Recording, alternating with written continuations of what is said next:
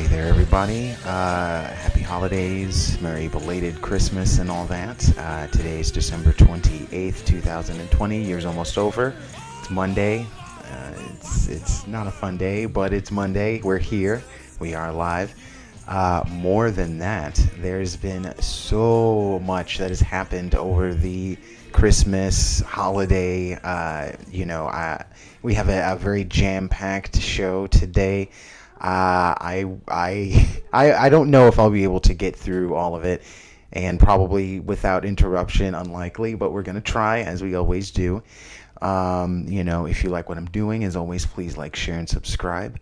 I really hope that you had a pleasant Christmas. I hope I hope that the last week or so has been really well for you. It has been for me. Christmas is my birthday. I was going to do a show on Christmas, but I figured I might as well take a break, kick back for a second, and kind of enjoy what has already come to pass. And of course, I don't mean as a whole. As a whole, for most people, the year has been a rather tumultuous one, and that's understandable. But there's also been some opportunities. I was reading about, I always try to look into what the entrepreneurs are doing. I'm not an entrepreneur myself.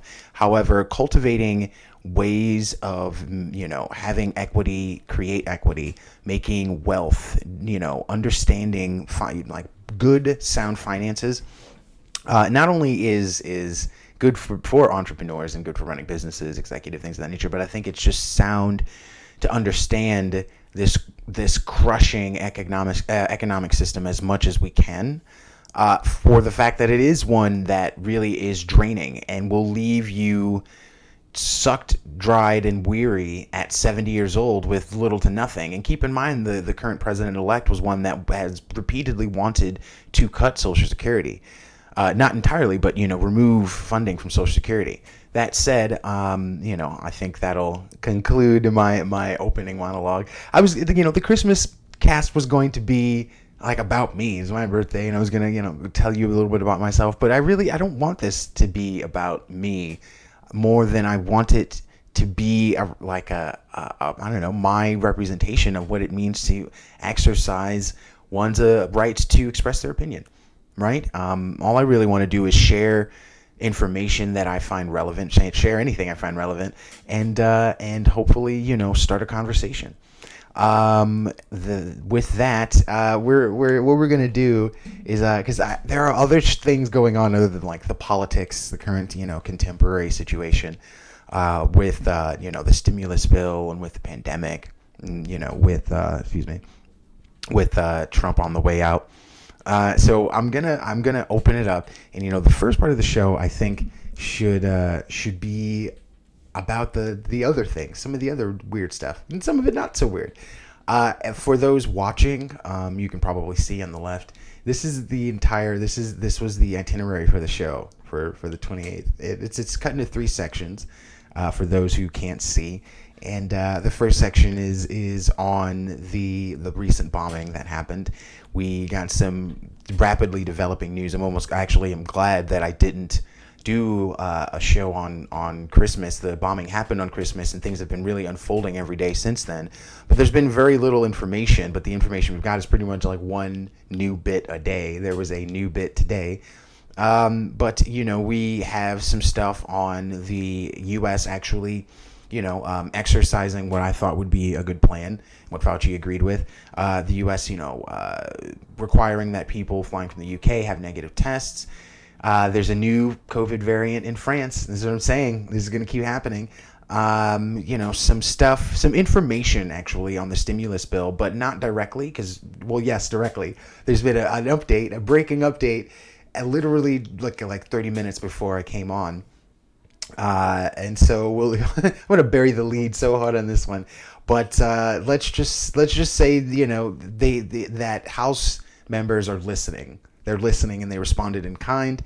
But we're going to go to the interesting stuff first. Firstly, have you guys heard of this jetpack man? What is this thing? Another jetpack sighting over LA heightens the mystery, says LA Times. The case of the jetpack man flying over Los Angeles has taken another turn, with a new video purporting to show an object flying off of the Palos Verdes Peninsula. Now, keep in mind, we've had jetpacks since like the 50s. So I'm not, I mean, other than the height that the Rocketeer, if you guys remember that movie, it's an awesome movie. The height that the Rocketeer is at, I can't really see anything too strange about there being a guy. And that's what I mean. Like, how high was this guy? From what I've read, this guy was something like a mile up or something. Let's read. The latest sighting occurred December 21st, but only added to the mystery. According to the Drive website, the jetpack was seen by people on an instructional flight out of Torrance Airport. Someone with Sling Pilot Academy took a video of the object, which flies at a high rate of speed for several seconds before going out of frame. The FBI is already examining 2 earlier sightings. As for the Palos Verdes Peninsula incident, FBI spokeswoman Laura Imler said, "We're aware of it and are continuing to investigate reports." In a statement, the Federal Aviation Administration said it had not received any recent reports from pilots who believed that they had seen someone in a jetpack in the skies around Los Angeles. The FAA has taken the sighting reports. The FAA has taken the sighting reports it has received seriously and has worked closely with the FBI to investigate them. However, the FAA has been unable to validate these reports. The first sighting occurred August 30th when an American Airlines pilot radioed in with an unbelievable report. "Tower, American 1997, we just passed a guy in a jetpack," the pilot said. Minutes later came another report, this time from a pilot approaching LAX in a JetBlue airliner. "We just saw this guy fly past us in a jetpack." For you guys listening, you're not going to be able to see this, but for the YouTubers, I'm going to play this video. It's loud. Going to mute that. It's a guy on an airplane. Looks like he's recording from a cell phone. And it's definitely, clearly something flying. It looks like, you know how people look like when they're on a pogo stick? It looks like he's standing on a flying pogo. Like, you can't see that much detail. Oh, there you go. Okay, so it turned, like as he turned on his axis towards us, right? It seemed the front of his body was what the camera was mainly like able to see. As he turned on his axis and pivoted towards us, we were able to see what looked kind of like, it resembled like a turtle shell almost on his back. But you couldn't see any sort of like thruster flames or anything, that extensive. It wasn't anything like that. Obviously, if there were flames, he'd be on fire. So, but you know what I mean? There wasn't any sort of clear indicator that it was a jetpack, but it definitely, there was something flying.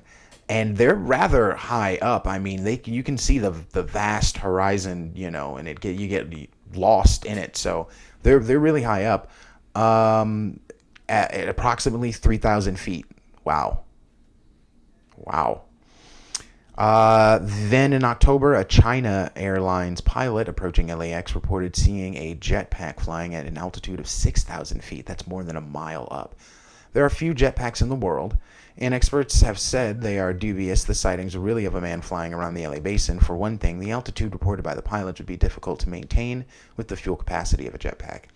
Several suggested a more likely scenario, an electric drone, perhaps with a mannequin attached. That's because there's definitely a person-like figure, but they're not ambulating. There's not like legs moving or anything. It's very stiff. That's why I said it resembles someone on a pogo stick. Because when you're on a pogo stick, you're kind of collapsing the stick between you, and so you're very stiff and rigid. In the video, the gentleman or the mannequin looked very stiff and rigid in a very similar manner. But like I said, he pivoted towards us. You can see something on his back, look like a backpack or more like a turtle shell. But I digress. I'm sure there's more to come. I love stuff like that, things that kind of tinge the imagination. But I've never heard of Jetpack Man, so that's pretty neat. If not monoliths, then jetpacks. I'm hoping for next. Oh my God, that's right. I was gonna say I'm hoping for like glowing orbs, like from heavy metal. But then I thought I forgot about this. I don't know how because I'm doing this now. Anyway, so huge ball of fire falls from the sky and crashes into China, leaving locals stunned. Right. So what we're looking at, for those who can't see, we're looking at two pictures. of a giant sun that's like the size of the sun. If you're looking at the sun, kind of bigger actually, and it's still passing over China, somewhere in China. And there's another picture next to it, and it's as it passes over, right? So it's passing over in the first picture, and it's really bright because it's close. And as it moves away, right, this is the stunning part. As it moves away, it's almost behind a hill. And the light that it's emanating obviously is dissipating as it goes behind the hill. And you come to find out that the entire area, it's actually nighttime.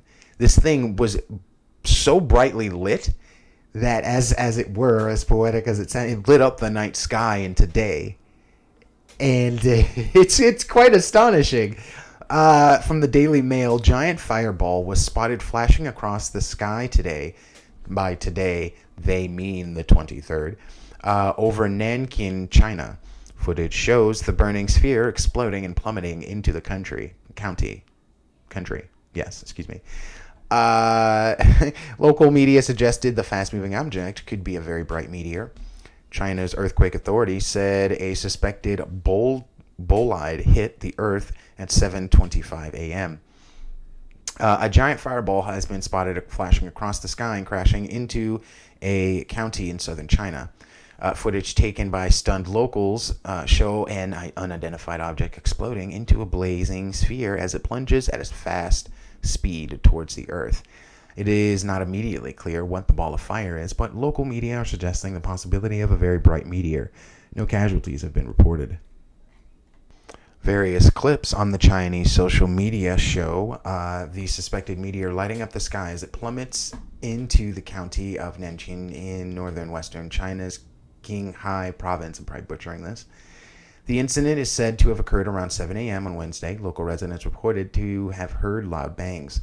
One of the videos shared by a science blogger on Twitter like Weibo, it's their Chinese knockoff, captures the moment the fireball soars through the darkness as it is seen by a passenger on a flight from Xi'an to Lhasa. Now, for the listeners, you can't see, but for the viewers, you're seeing the video. It lights up the sky so bright that it seems to be day, and then just disappears behind this mountain. It is fun. It is an awesome video in the most traditional sense of the word. It is like awe-inspiring. I've never seen anything like that in my lifetime. I would have loved to have seen that, but honestly, I would, because after it passed over the mountain, I'd be like, well, was that like the largest asteroid to you know what I mean? What would be the impact of that? Is it going to be ejecta? Is this Armageddon? But no. In another piece of footage, the burning object is seen descending quickly towards the hills and fields. In a third clip, the fireball becomes brighter and bigger as it approaches the ground. A local said he witnessed the fireball while taking his child to school. It started very small, but 3 minutes later, it became very big and bright. It came from outer space. Yunjun, chief writer of Chinese science website Bukor, told Beijing News that the fireball looked like a bolide, which is a very bright meteor.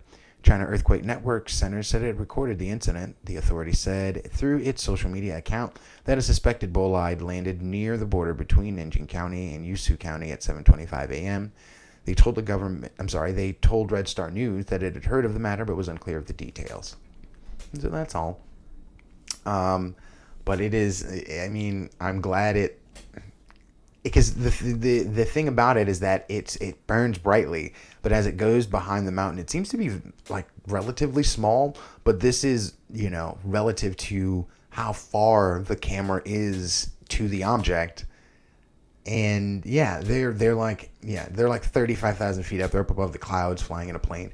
So I mean, this came from afar, but who knows how large it is? The Chinese are downplaying it naturally, and so it. I mean, it's much better to imagine what it could be than to dip ourselves into the reality that is. Here, oh my God, and I hate this. I guess they do this every holiday. Israel airstrikes Syria. Something else I've never really heard of. That's pretty sardonic when you think about it, right? Then again, Um, as far as I know, Syria doesn't celebrate Christmas, and neither does Israel. I don't think Hanukkah, right? So it's this interesting conundrum where it's like two countries that are traditionally kind of at war with each other, or at contention with each other during a holiday. Neither celebrate, but the rest of the world does. And it's not even both of them. Like, Israel does this, so Israel participates in this action knowing the holiday season, the holiday that it's doing it on. It's just this kind of the audacity of it, right? It's this sort of staunch, formal, annual disregard for what the holiday means. The idea, because I mean, even during World War One, there was a Christmas solstice, not solstice, but a Christmas armistice, excuse me. So globally, the holiday is kind of recognized regardless of if you celebrate it or not. But I digress. Reports: Israeli airstrikes in Syria target pro-Iran weapons facility, killing 6. Pro-opposition groups as Israel hit central province in Hama. IAF jets reportedly fly over Beirut shortly before the attack. Syrian state media said Israel carried out airstrikes in the central province of Hama early Friday morning. And really what it is that if something like this is going to be, disliked and have disapproval globally, you want to do it when no one's looking. And I mean, Christmas is definitely the time to do it. But again, as far as I've been told, this happens yearly. Syria's official news agency, Sana, said the attack occurred near the town of Masyaf and that the missiles were fired from Lebanese territory. The Syrian Observatory for Human Rights, a pro-Syrian opposition organization, claimed the strikes hit positions of Iran-backed militias and killed at least 6 foreign paramilitaries. The claim could not be verified. The group has regularly been accused by Syrian war analysts of inflating casualty numbers as well as inventing them wholesale. The observatory said the strikes targeted the Iran-backed group's arms depots and facilities for manufacturing short-range missiles. The Associated Press said Israeli jets flew very low over parts of Lebanon before the strikes, including over Beirut, frightening some of the city's residents. The Syrian Ministry of Defense issued a statement saying Israel launched an aggression by directing a barrage of rockets from the north of the Lebanese city of Tripoli towards Masyaf. It said Syrian air defenses confronted the enemy missiles and intercepted most of them. Syrian war analysts generally dismiss the military's regular claims of interceptions as false, empty boasts. I'm not reading through this because it just kind of exacerbates what's been going on already. And then basically how one claims it's just I just had to read that because the bombacity of it was too much to pass up. But the IDF has launched hundreds of strikes in Syria since the start of the civil war in 2011 against moves by Iran to establish a permanent military presence in the country and efforts to transport advanced game-changing weapons to terrorist groups in the region, principally Hezbollah. And for me, Israel's level of aggression has always been bothersome to me. It really... So what I think about, here we go. What I think about is the Mossad assassination team that went around the world finding Nazis. Now, right, everybody hates Nazis, but it's the unilateral action taken that's bothersome. Israel has always been a country that does what it wants despite really the world. And people thought that American exceptionalism and the need to proliferate the American hegemony was bad, and the level of arrogance was bad. I always say, well, look to Israel. I understand, and here's the thing: the establishment of Israel through the Declaration of Balfour is something that should be discussed anyway. The integrity, the ethics of something like that. But that's another topic altogether. But I always say, look to Israel if you want to see what like a truly overtly aggressive country is. But I digress. We're gonna cut that portion short because there's a little I was gonna talk about alternative meats becoming very popular during 2020 during COVID. because, this year it seems we've come out with fully synthetic meat, $50, I think, a pound. But that'll slowly decrease as you start to see popularity of alternative food sources grow. And I just think that's a really cool thing. It's good news as far as, we read the other day, the impact that the food industry has environmentally. But now we're going to get into domestic politics. Here we go. So we're going to talk about first we're going to just recently, actually, it just happened before I came on to do the show. The House for the defense bill overrode Trump's veto, right? Because it got approved by a veto-proof majority in case Trump vetoed it, and Trump did veto it, so they vetoed his veto. The Democratic-controlled House voted overwhelmingly Monday to override President Donald Trump's veto of a defense policy bill, setting the stage for what would be the first veto override, and only, of his presidency. The House members voted 322 to 87 to override the veto, well above the two-thirds needed to override. The Senate, which is expected to vote on the override this week, also needs to approve it by a two-thirds majority. Trump rejected the defense bill last week, saying it failed to limit social media companies he claims were biased against him during his failed re-election campaign. The problem is that if he hadn't have claimed it so much, the tagline to that as to why he objected to the bill and its failing to limit social media would be the censorship that thousands upon thousands of users have endured under the stringent and censorious campaigns by the left, not by the left, but by big tech and by Silicon Valley, which mainly are all left-leaning, we'll say. Because that's really what it's about. I mean, forget him for a second.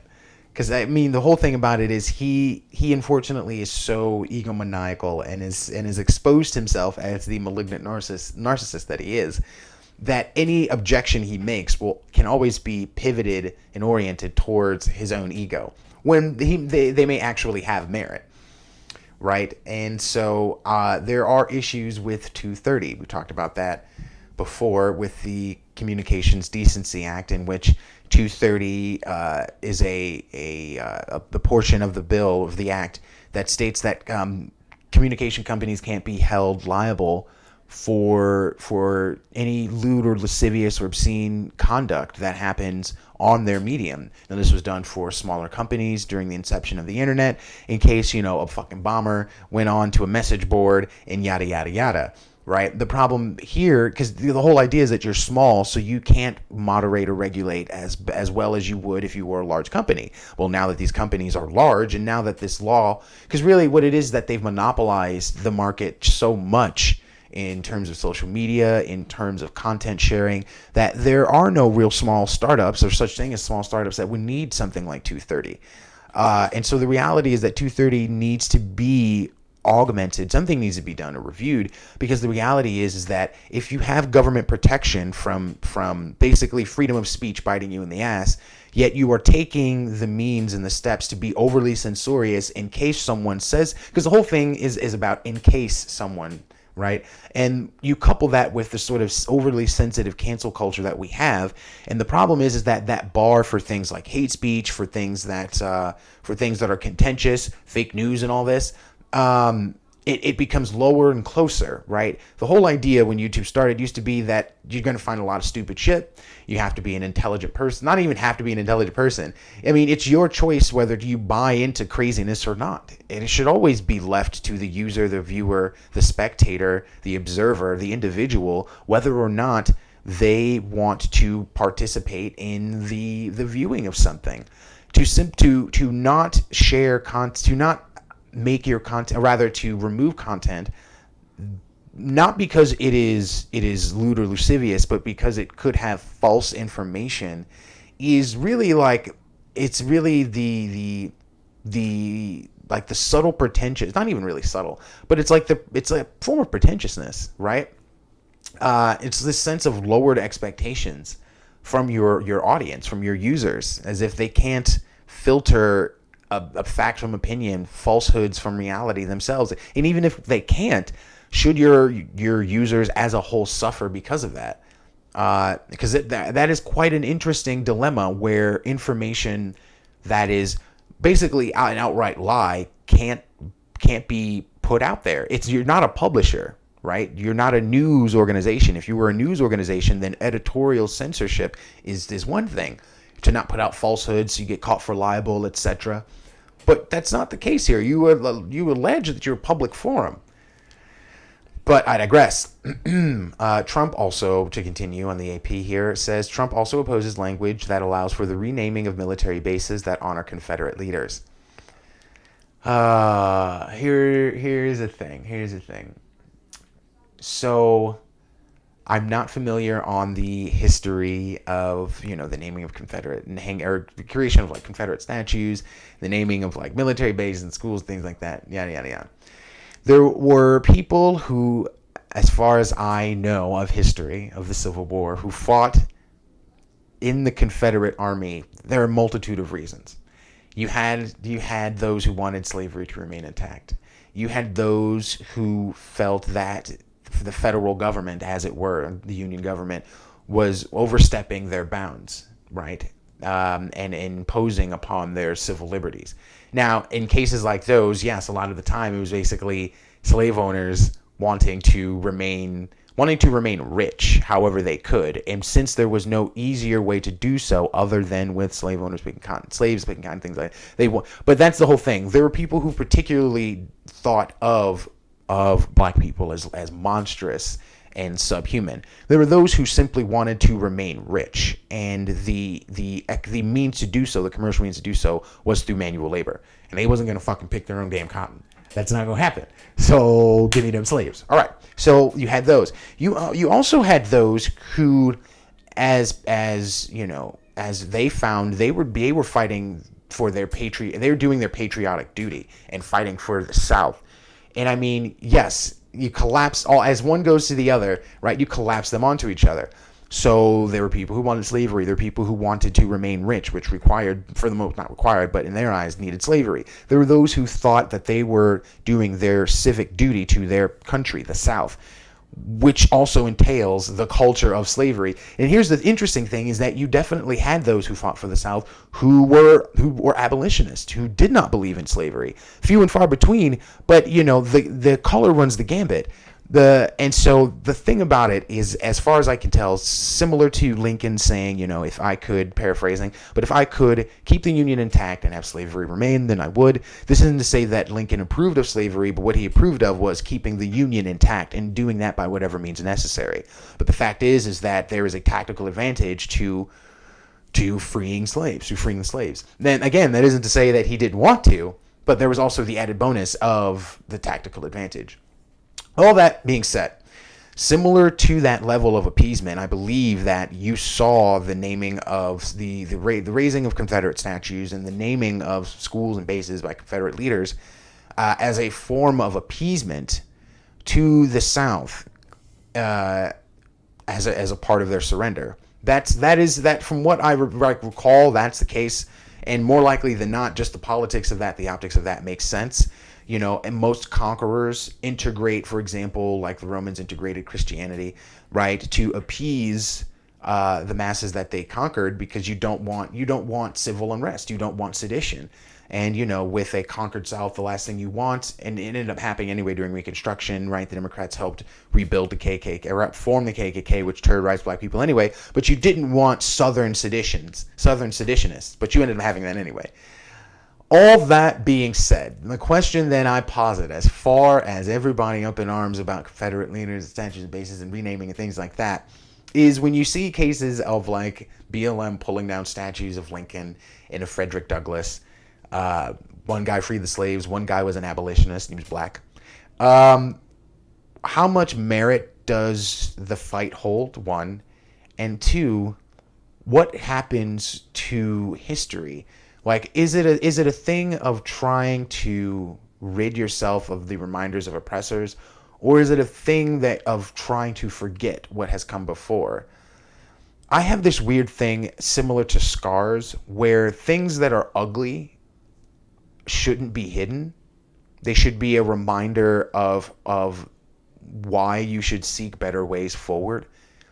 And in a similar sense, I would see, like, and I know I can't think of any off the top of my head because I just thought two things of them and pass it by. But I've definitely seen statues and, buildings and schools and libraries and things of the like, for military bases and things of that nature named after Confederates, and thought to myself, why? I don't get it. And like, that's the nuance. It's supposed to make you, at least for me, I would want it to make you consider, make you think. I don't think really I think that the dogmas of the Civil War era South, for the most part, were horrible, but there were like etiquettes and customs that had nothing to do with slavery that carry on, like Southern traditions. Not all of them are bad. The point I'm trying to get to here is that I don't think that this memory wipe is good for anyone. But to continue, the defense bill, known as the NDAA, affirms 3% pay raises for U.S. troops and authorizes more than $700 billion in military programs and construction. Trump's veto of the bill provoked swift condemnation, with Speaker Nancy Pelosi calling it an act of staggering recklessness that harms our troops, endangers our security, and undermines the will of the bipartisan Congress. You know what's also staggeringly reckless is holding up a stimulus bill that's meager to begin with, only to have it diminish to mere pennies and blame everyone but yourself. Anyway, Senator Jim Inhofe, chairman of the Senate Armed Services Committee, called the bill absolutely vital to our national security, adding, "Our men and women who volunteer to wear the uniform shouldn't be denied what they need ever." Trump has offered a series of rationales for rejecting the bill. He's urged lawmakers to impose limits on Twitter and other social media companies he claims are biased against him. Right? As if it has nothing to do with any of us. As well as to strip out language that allows for the renaming of military bases, such as Fort Benning and Fort Hood, that honor Confederate leaders. Trump also claimed without evidence that the biggest winner from the defense bill would be China.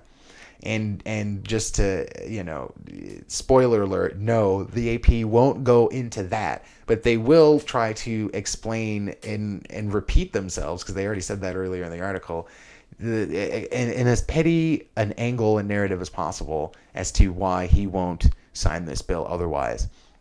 In his veto message, he also said the bill restricts his ability to conduct foreign policy, particularly my efforts to bring our troops home. Trump was referring to provisions in the bill that impose conditions on his plan to withdraw thousands of troops from Afghanistan and Germany. The measures require the Pentagon to submit reports certifying that the proposed withdrawals would not jeopardize U.S. national security, which is what they've literally been saying since Operation Iraqi Freedom, is that troop withdrawals are contingent upon certain conditions being met. And those conditions are never met. And it hasn't really been until Trump that you saw any troop withdrawal at all, for the most part.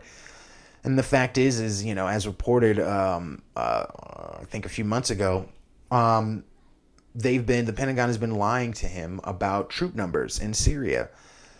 And it's like, you can't, I get it. He's as a person, he is suboptimal, to say the least. He's subhuman most of the time. Yet there has been a few policy choices and a few platform issues that I've agreed with him on. The executive order to target the financiers of child molestation rings around the world. Ironic, even given that he hung out with Epstein, but there's that, right?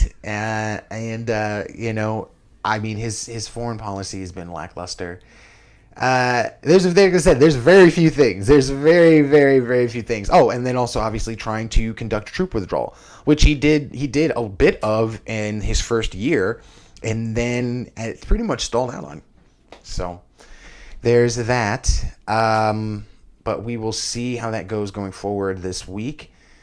The veto was overridden. The veto override was supported by 212 Democrats, 109 Republicans, and an independent. 20 Democrats opposed the override, along with 66 Republicans and an independent. The Senate approved the bill 84-13 earlier this month, well above the margin needed to override a presidential veto. Trump has vetoed 8 other bills, but those were all sustained because supporters did not gain the 2/3 vote needed on each chamber for the bills to become law without his signature. Mitch McConnell puts in his 2 cents in a rare break with Trump, urging that he passes the defense bill. McConnell said it was important for Congress to continue its nearly 6-decade-long streak of passing the defense bill. That's all that's important to him, is the optics of it. Is just like holding power in order to maintain the idea of credibility. No, or vice versa. Like maintaining the idea of credibility in order to hold power. Excuse me. But here we go. So the Nashville bomber, suicide bomber. This guy's a fucking terrorist. So I it was pointed out to me in Twitter. I did notice that no one seems to be calling him a terrorist. He's a terrorist. He's a terrorist. How is he not a terrorist? Whether it be to instill fear, whether it be to, destroy a building. Also, there was an Illinois bowling alley shooting, and a special ops sergeant was charged in the attack. I'll probably get more to that later because I like to let these things flesh out a little bit. So continue. Whether it be for fear to blow up a building, to blow up his ex-wife, whatever it was, the objective in it was to instill fear and or cause damage. Or to send a message. He's a terrorist. He's a domestic terrorist. I know, like, why is he smiling? I find all of this amusing, this pseudo-reality that's kind of overlaid on top of reality. And it's like, despite the way they try to skew the narrative, they're not saying the word terrorist. They're trying to kind of like downplay this a little bit. But so, because we don't need this is like old. All right. So in Nashville, I'll tell the story. In Nashville, at the early hour of 6:25 Christmas morning, fires are roasting, chestnuts are burning. A call was made out to 911 pertaining to shots possibly being fired in the area of downtown Nashville, Tennessee.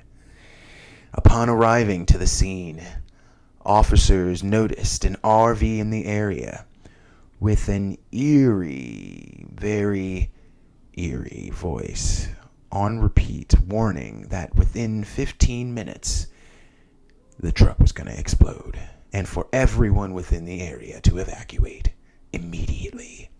So they did. And it blew up. A few people were injured.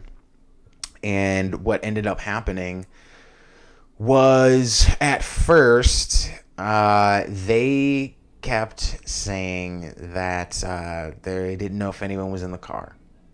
First, they didn't know if the message was automated, telling everyone, evacuate the area. You have 15 minutes. I gotta silence this. And so next, they then said that they found human remains. The human remains were then identified, and Anthony Warner is...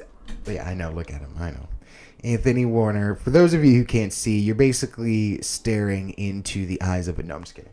Anthony Warner, he looks like he may be on drugs in this picture. I don't know.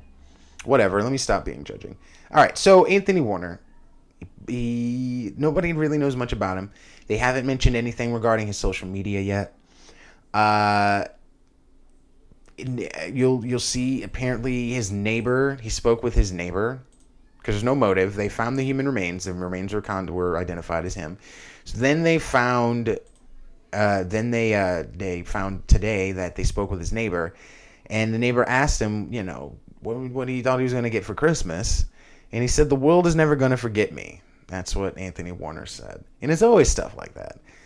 And then it's funny, I was watching the news earlier, and they're like, yeah, but there was no red flags. That's kind of a red flag, a little bit, but I'm me. I would think, like, what does he mean by that? Usually, because it's usually what you say in a manifesto. Columbine kids, I believe, said stuff like that. A lot of shooters usually say stuff like that. When you get stuff like that, it's usually like a spectacle, right? This wasn't a spectacle, though. This has caused more confusion than anything else.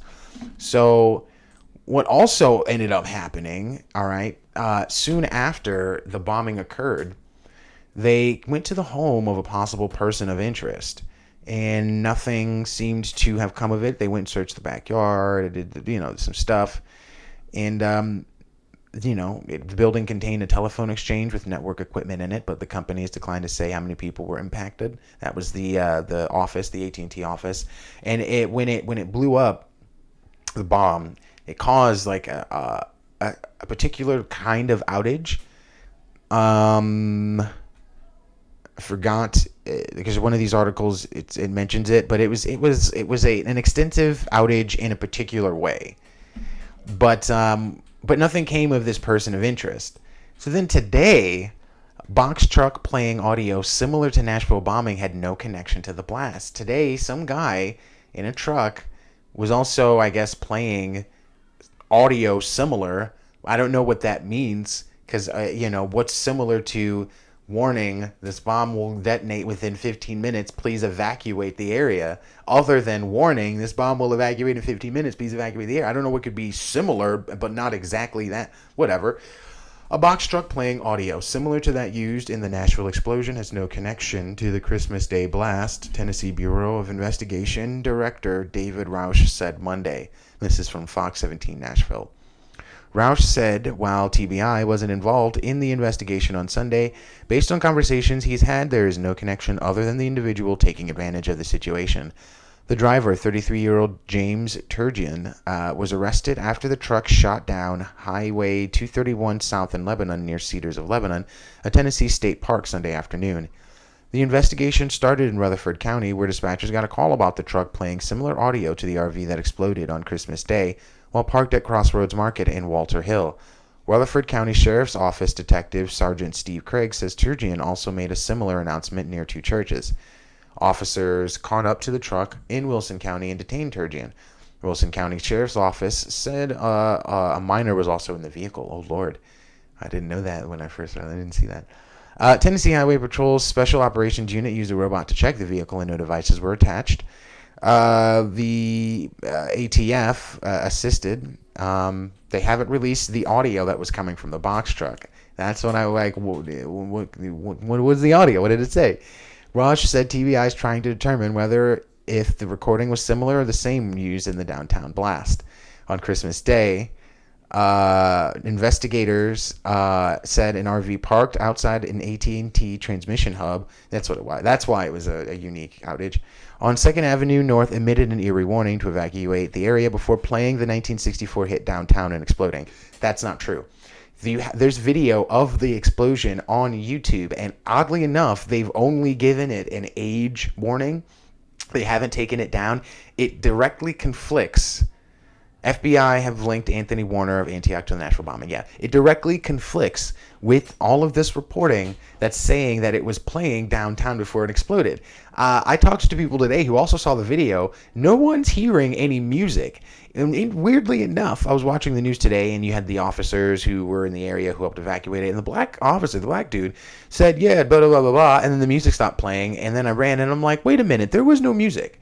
There was no music. I have the video. And it's the same video that's being played and proliferated by news articles. I will contend that I don't know. I don't know why they would. Here's the thing that I'm postulating, that I've been postulating, is that they want this to be like eerie and macabre and very lascivious and just like one of those Joker-esque type acts that's just like, I just want to watch the world burn. He was playing downtown, supposed to be a really like up-tempo, so, you know what I mean? And it's like, I don't know. I don't know. I don't understand why they would say that if that wasn't the case, especially given that there's video documentation of the event. But I digress. That is the update so far. They have an ID. They're looking into, or rather they haven't reported on any social media history. We don't know the audio of the new truck that was found. So we will stay tuned, and I will, keep you updated, I guess. Moving on now to COVID. Last but not least, COVID and the COVID bill. So the U.S. has finally acted accordingly, I think in a very intelligent way, and not really swiftly, but accordingly. and is now requiring people flying from the UK to test negative for COVID. That's really the best you can do without being like heavy-handed. Um, I'm always an advocate for ICU numbers and death rates and symptomatic expression. So, like I always keep saying, if you have 100 people and 80 people get it and only 20 are showing symptoms, it's asymptomatic, that's good. That's good as far as the development of the disease, the development of the virus itself, what it does, what it causes. If no one dies, that's no reason to shut down. The point I'm trying to make in giving this example is that you act according to the information made available. You don't simply use a hammer overall approach, and as we've seen, it hasn't worked, right? The first shutdown, first lockdown didn't work, and people are going to make a lot of excuses as to why it didn't work. And it's like, we can go about this back and forth all day. The reality of the matter, however, is that if we continue heavy-handed approaches towards something that I think should have a more regional and targeted and more tactical way about it, you're going to see continued failure. Like, even if you agree that a lockdown should have happened, a wholesale lockdown didn't work. So at the very least, you'd have to come to the conclusion that something more targeted, more specified has to be in order. At the very least, if you are a proponent of lockdowns, whether or not you're a proponent of lockdowns, because if you're not a proponent of lockdowns, you can't necessarily suggest that nothing be done. You got to do something. Right? I like, finally, and I hate, it's weird hearing me saying this, but I like what Newsom has done. It's a very targeted approach. Areas that have ICU availability lower than 15% got to shut down for 3 weeks. It's like, bro, that's a direct correlation with an increase in severe cases. That's what you look for. That's 1, 2, 3 for me. But anyway, the United States will begin requiring people flying in from the UK to test negative for COVID-19 no more than 3 days before departure, said the CDC on Thursday. Trump will sign the order. He signed the order on Friday. This is a little bit old. And the announcement comes after the UK earlier this week said it identified a new strain that spreads more quickly but is not deadlier. Let's always keep that in mind. Again, it's very key to point out functionality. Is it deadlier? Is it stronger? Is it faster?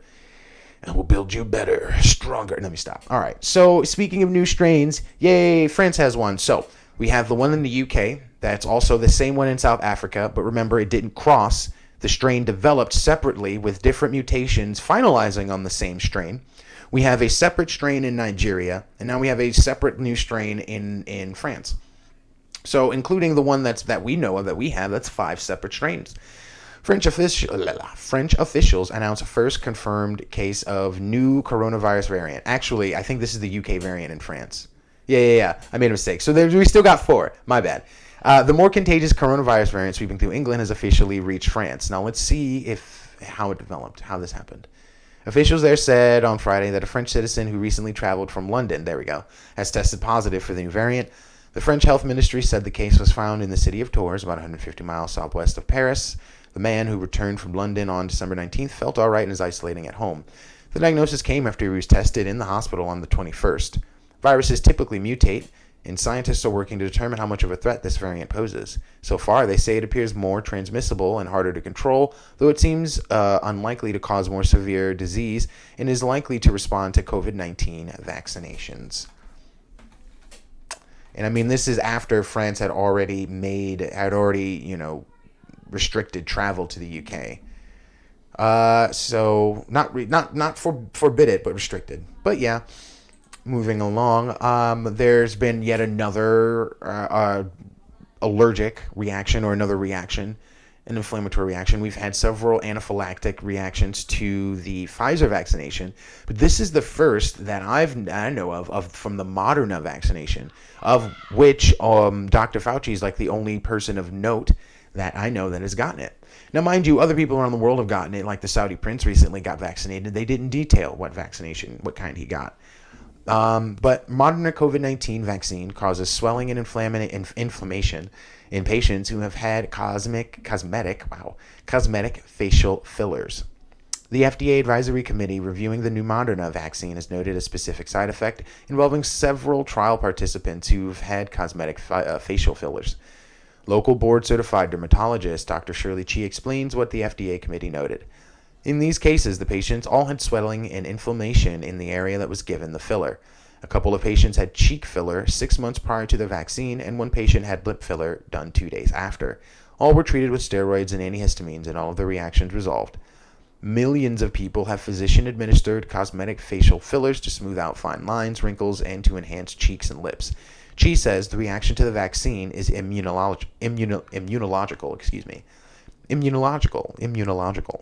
Your immune system, which causes inflammatory reactions, is revved up when you get a vaccine. That's how it's supposed to work. So it makes sense that you would see an immune response in certain areas where they see some substance that is not naturally occurring. That is not a naturally occurring substance in your body. She also says to not let this stop you from getting the vaccine. and when your turn comes up, and that all the derma fillers reactions were easily treated by medical personnel. So yeah, we're seeing the UK variant, as it were. Well, it started in the UK, so it's not the UK South African variant, but it's the UK variant. We're seeing it spread. I just wanted to touch down on a few things, given, what we've seen with anaphylaxis and with reactions to the different vaccines. Remember, there was a time with both Moderna and Pfizer themselves didn't think that their vaccines were going to be ready, and everybody was railing against Trump. He's misunderstanding the situation. He doesn't understand how science works. He doesn't understand how vaccinations work, yada yada yada. And this was in October. This was in October. Okay, it won't be ready until 2021, says Moderna, and yet here we are. And so here we are in December, with what I feel. And again, I'm not a virologist, an epidemiologist. I'm not in R&D for these companies. All I know is that vaccines usually take like a decade to develop, and that's through extensive testing and trial phase testing and things of that nature. And given the lack of data that was originally available, for example, the Pfizer vaccination, and then just before its approval started to come out and be reported, and then the subsequent reactions that have happened. And again, it's not like widespread, but it's like pretty much every day or every other day I'm reading about someone somewhere having a reaction. And I don't know how often that's supposed to happen. And it could be a case where it's being more reported on. You don't hear about every time someone has a reaction to a flu shot, but then again, how often does that happen? So I don't know. But I was just thinking about, I think it was a tweet or something that piqued my interest about that given how quickly we've had this, just a few months ago, they were saying this wasn't going to be until 2021. So, but COVID deniers, says MB and MSNBC, GOP COVID deniers who refuse to wear a mask jump to the vaccine line, adding insult to injury. So here's the thing, right? You have a case where you have a continuity of government plan that's implemented so that if, members of Congress get sick, so to prevent members of Congress getting sick and a possible destabilization of the government, they're going to immunize them. That makes sense, right?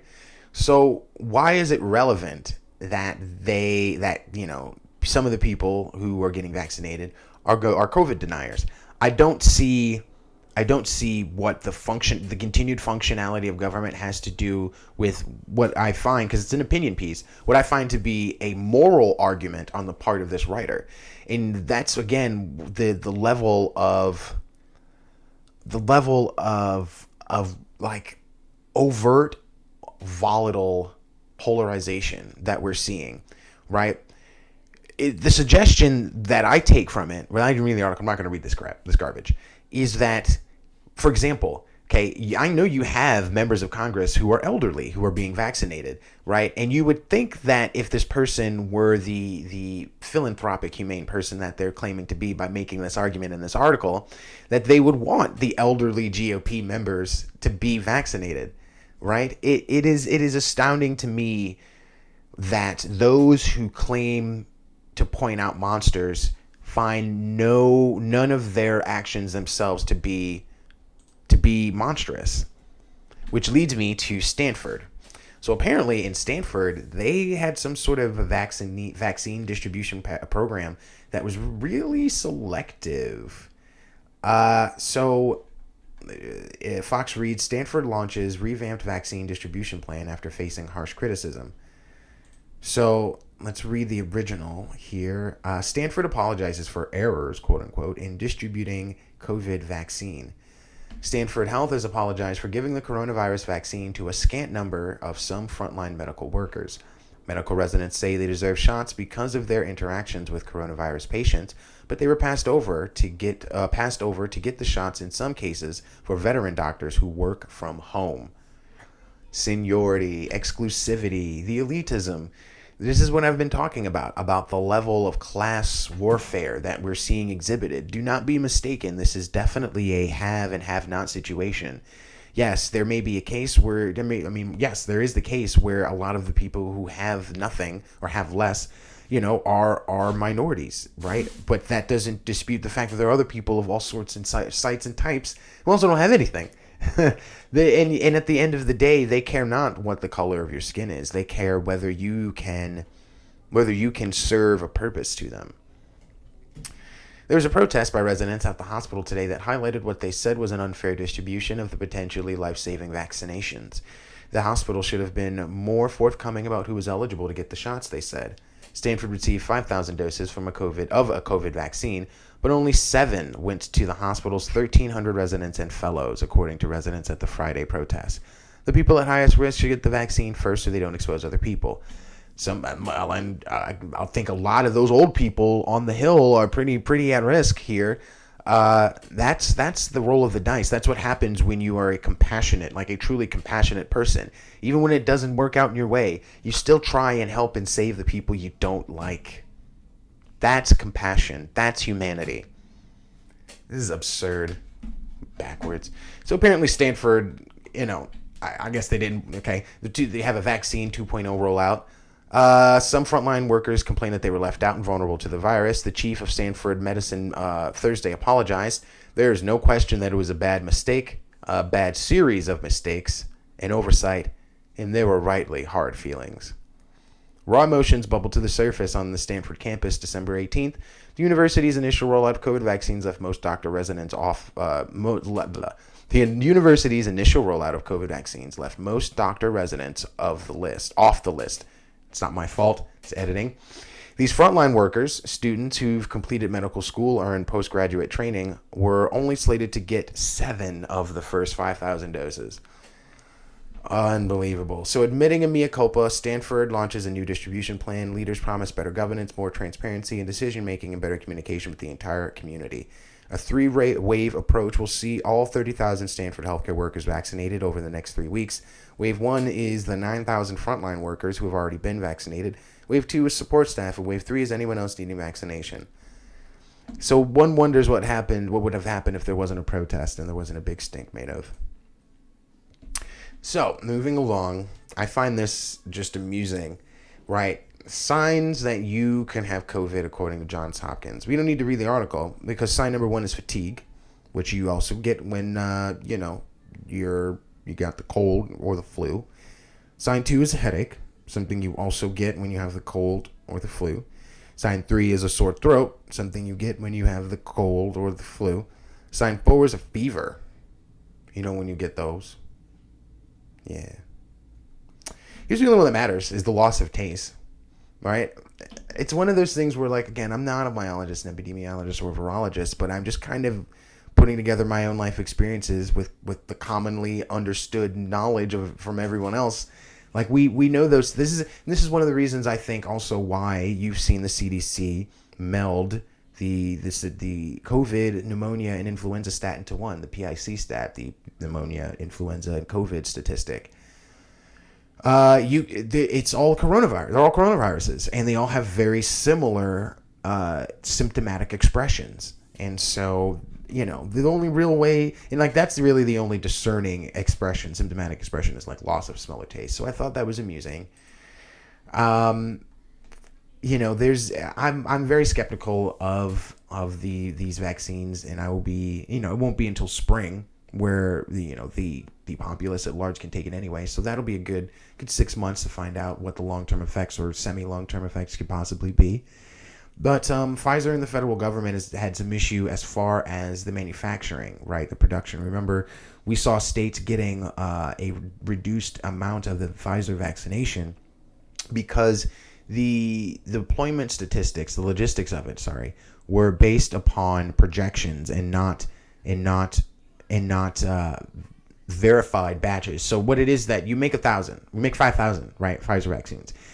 The FDA has to approve every batch that goes out, and let's say they can only approve 1,000 at a time, and every 1,000 takes a certain amount of time. Well, logistically, they didn't account. Not they, the FDA. They, Health and Human Services, I think, didn't account for that in the distribution of the vaccine. So there we go. But what we also have is just an issue as far as the federal government saying that they can't produce enough, and Pfizer saying they can. And it's just like this back and forth with the company and the federal government. Everybody thinking that this is like a high and tight thing and that the Trump administration has just been shitting the bed. And it's like, no, these pharmaceutical companies are they've been playing games too. They are private corporations. They've been doing their own part.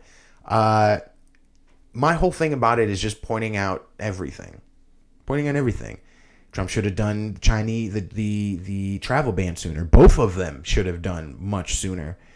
I think he also probably should have been more hands-on with the governors as far as what their guidelines were for lockdowns. Again, I like what Newsom's doing. Gavin Newsom is doing with ICU-related lockdowns. It should have been it from the first place. We probably wouldn't have had the economic impact that we had. Because Trump is the way that he is, there's no way that he was going to get a decent stimulus bill passed.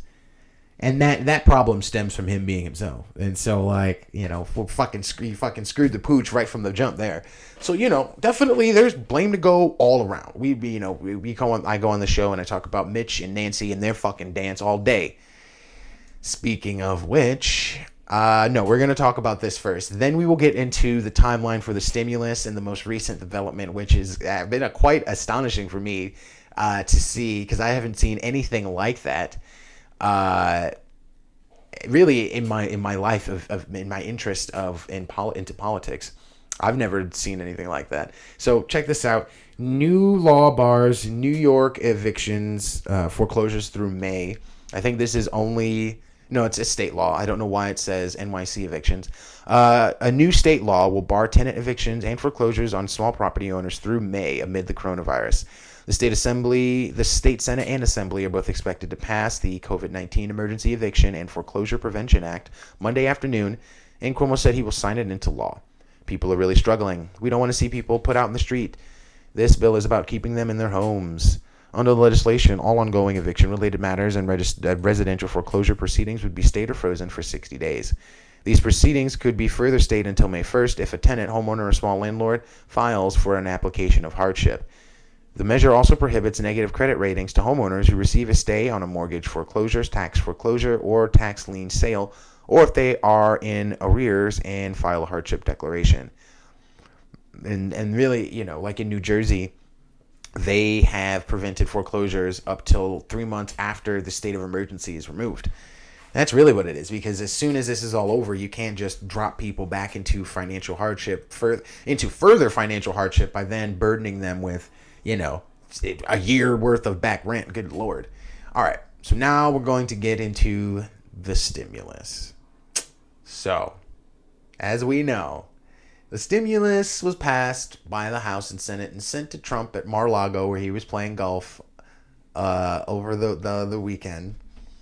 I'd like to backtrack a little bit and go back to when Bernie Sanders and Senator Hawley, I think this is about, presented the bill for $2,000 stimulus checks.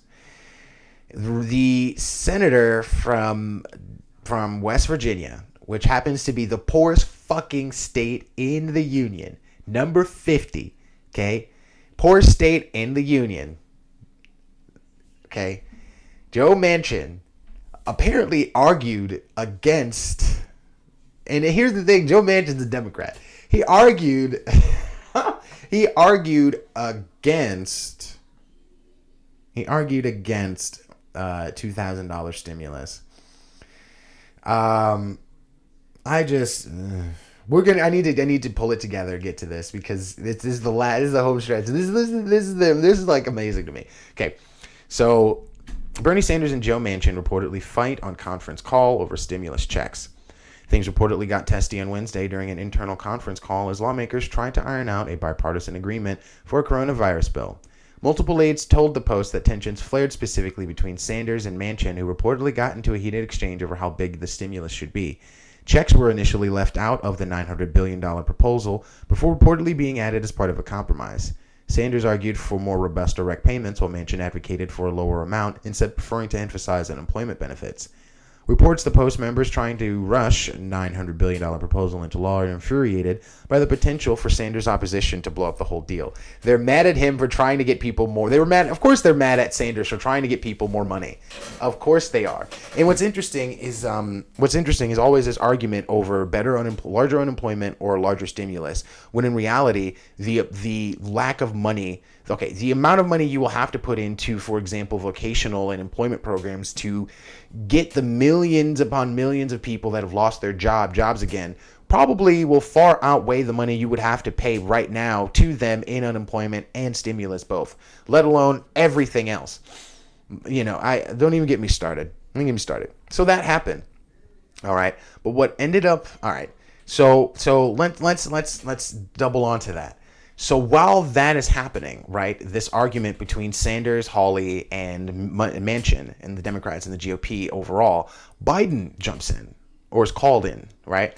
Biden's austerity zealotry helped cut the stimulus bill in half.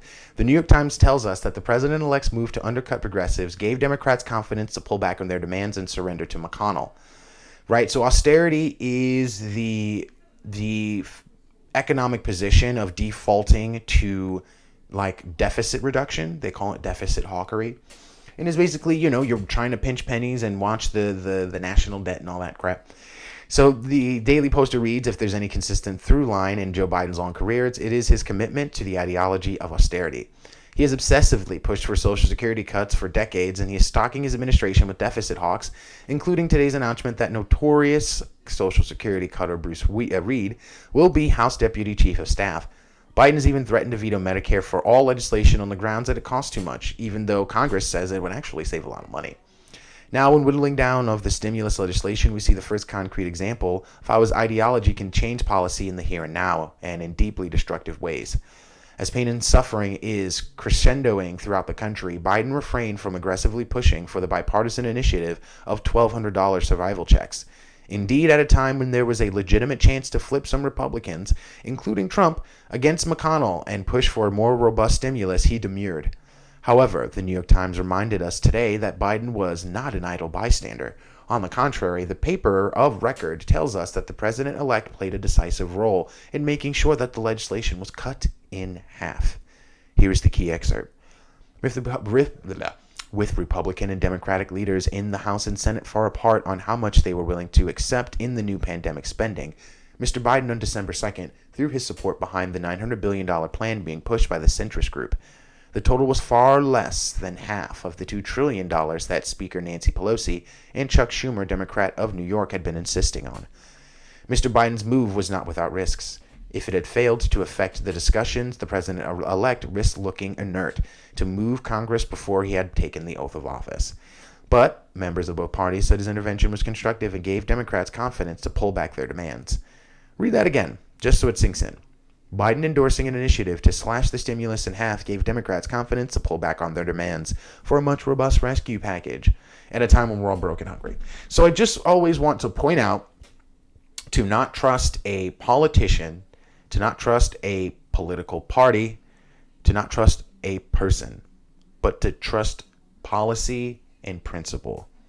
And policy and principle has shown us anything. It's that these people will, at every step of the way, do whatever they can to have their cake and eat it too. They will not bite the bullet and risk pissing off their donors or their establishment crony politician buddies to do what's right by people. Now, mind you, while all of this is happening with the negotiations, and I pointed this out last week, Mitch McConnell gives the game away. Kelly and David are getting hammered. By Kelly and David, he means Kelly Loeffler and David Perdue in Georgia for this special, the runoff election that's happening for the Senate, for control of the Senate. So Mitch McConnell knows that direct payment, the stimulus, will affect their ability to get Kelly and David Loeffler and Perdue elected, right? Now, Loeffler's got corruption and campaign finance stuff, and her opponent, Wanton, I forgot his name. He's got like domestic abuse charges and all this stuff. They're all horrible people. They're all horrible. They're all horrible, corrupt people. Be that as it may, this is the game being played while we're all just kind of pawns and spectators. This is the game they're playing. So, Trump threatened to veto it, right? $2,000 checks, yada, yada, yada. Of course he signs it, because at the time of him signing it, what choice did he have? He played his card to stall it out, or to attempt to stall it out, because he had until Sunday night, to attempt to stall it out. Probably more for optics than anything else, because again, people are talking he might run in 2024. He has right now, he will probably leave office with one of the highest approval ratings in presidential history. And, he wants to affirm his supporters, of which he has millions, quite a few. He wants to affirm his supporters before he leaves office. He wants to take that goodwill, whatever it is, with him elsewhere to whatever it is he does. So he signs the bill. So we're like, all right. So he signed it. Hip hip hooray! Fine, we're getting our little peas. We're getting our pennies. Yay! And like the like the peons and peasants that we are, we gladly accept their dirt. And what happens this evening? The House then passes measures to increase the stimulus checks to $2,000.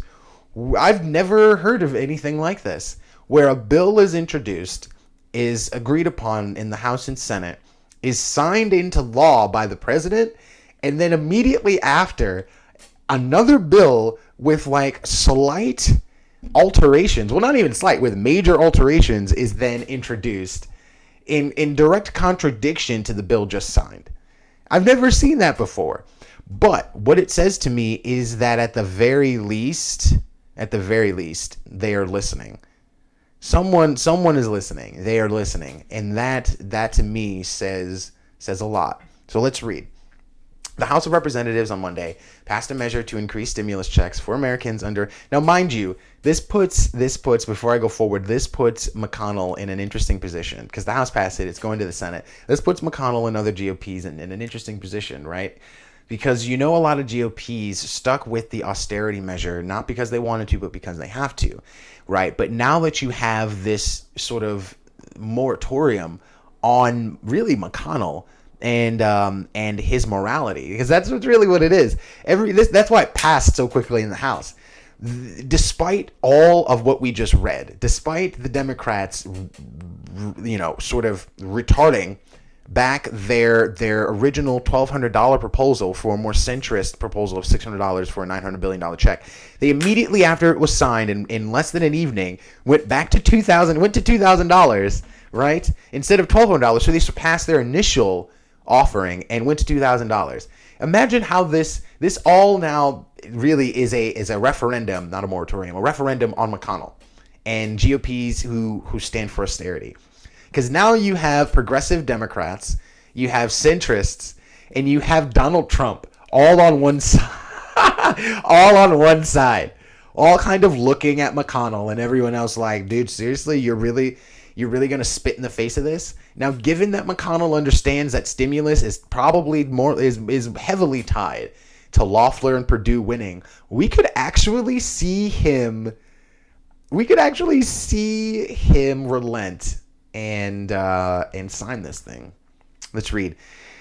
The legislation, which passed 275 to 134, comes a day after Trump signed a sweeping coronavirus bill into law Sunday evening. That measure, which was negotiated on a bipartisan basis, provides $600 in direct payments. But after a deal was brokered and passed out of Congress, Trump railed against the amounts as too low and called for $2,000 checks. Democrats have seized on Trump's 11th hour complaint over the direct payment in a bid to push congressional Republicans to accept a higher amount, forcing GOP lawmakers to decide whether or not to defy the president after many have argued that the overall cost should not rise too high. When and if the Senate will consider the measure is uncertain. The Senate Democratic leader, Schumer, announced Monday that he planned to try and quickly pass the measure in the GOP-led chamber through requesting a unanimous consent agreement, which can be blocked by any senator who opposes it. What? Why would you do that? Following the strong bipartisan vote in the House tomorrow, a move to pass legislation in the Senate to quickly deliver Americans with $2,000 emergency checks. Every Senate Democrat is for this much-needed increase in emergency financial. That's why you would do it. So it will literally put any Republican who doesn't want you to get money in your pocket on center stage. And if no Republican blocks it, there's no good reason. It can be approved tomorrow if no Republican blocks it. It's all on Republicans. There is no good reason for Senate Republicans to stand in the way. So this is what I mean. This right here could decide Georgia. Because if it's all on Republicans, think about what it'll look like to people in Georgia. I'm sorry, if it's all on Republicans, think it'll look like to people in Georgia if they see that any Republican whatsoever rejects this, let alone the ones that are seeking to be elected. Can you imagine? Can you imagine? So that is the conclusion of the show. Just some lasting notes. The federal court blocks Cuomo's restrictions on churches. It's basically they upheld the Supreme Court's blocking of Cuomo's restriction on church gatherings. We've talked about that before. The bill, the omnibus bill, has weird things. Like, for example, Congress approved in the bill $25 million for gender programs in Pakistan.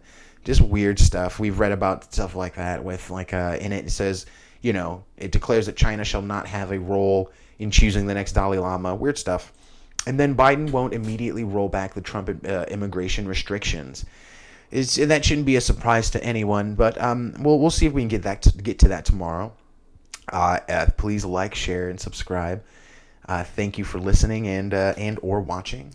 And again, happy holidays. Hope you had a Merry Christmas. Be well to yourself and to each other. Take care.